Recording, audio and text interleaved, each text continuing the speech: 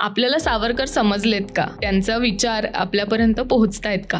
आणि ज्यावेळेस आपण म्हणतो की सावरकर समजलेत का, त्यावेळेस नागरिक म्हणून आपल्यापर्यंत सावरकर पोहोचलेत का? खरं सांगायचं तर सावरकर नाही आपल्यापर्यंत तेव्हा पण पोचते नव्हते सावरकर. म्हणजे खऱ्या अर्थाने मला जे ॲज अ न्यूट्रल राहून मला जे सावरकर समजते तर त्यावेळेच्या पण लोकांना ॲक्च्युअली सावरकर समजत नव्हते. तसं समजले असते तर पार्टिशन झाली नसती, एवढं मॅसॅकर वगैरे झालं, प्रचंड ते झालंच नसतं ॲक्च्युली. आणि त्यांचे विज्ञान निश्चित विचार तेव्हा पण समाजाने म्हणजे ॲक्सेप्ट केले नव्हते.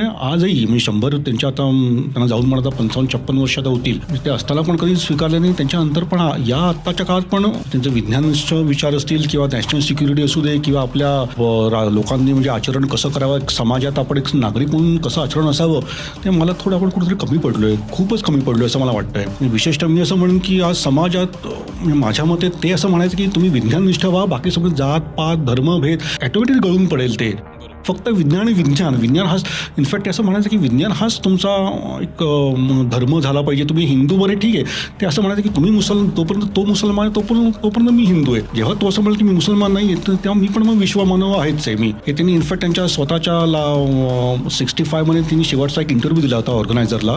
त्यात त्यांनी म्हटलं स्पष्ट, त्यांचा प्रबळ असा विश्वास होता की एकदा समाज विज्ञानिष्ठ होत चालला की बाकी सगळे प्रॉब्लेम्स म्हणजे आपले सामाजिक प्रॉब्लेम्स आहेत म्हणजे सुपरस्टिशन वगैरे हे सगळे ऑटोमॅटिकली ते कोलॅप्सच होणार आहेत. ते पंढरची वारी निघते आपली, पंढरपूरची वारी, त्यांचा विरोध नव्हता. पण ते असं म्हणायचं की पंढरच्या वारीबरोबर तुम्ही शस्त्रांचे धारकरी पण व्हा, तुम्ही शस्त्र पण हातात घ्या, नुसतंच पंढरची वारी करत नका बसू.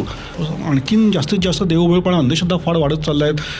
त्यामुळे ज्या अर्थाने सावरकर समजायला पाहिजे त्या अर्थ अजून लोकांना समजले नाही आहेत.